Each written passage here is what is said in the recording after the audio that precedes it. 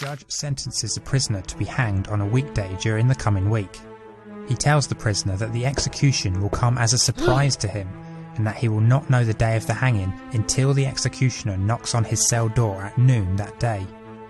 On returning to his cell, the prisoner thinks about what the judge has just told him.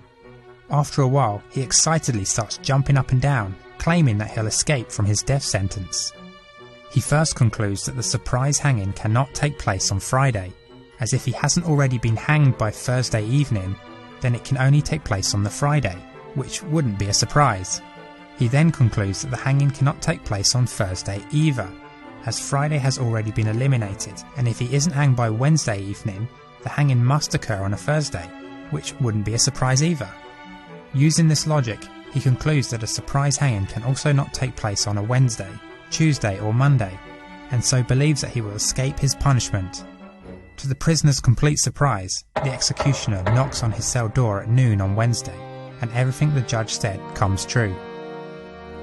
Despite the fact that nearly 100 papers have been published on the unexpected hanging paradox, there is still no consensus on what the correct solution is.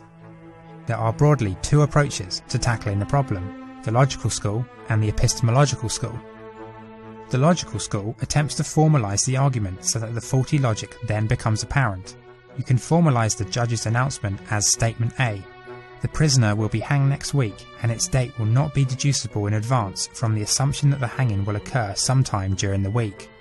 This formalisation allows the prisoner to deduce that the hanging will not occur on the Friday. However, it does not allow the prisoner to then eliminate the Thursday, as in order to do this, the prisoner has to show that his ability to deduce from Statement A that the hanging will not occur on the Friday implies that a Friday hanging would not be surprising.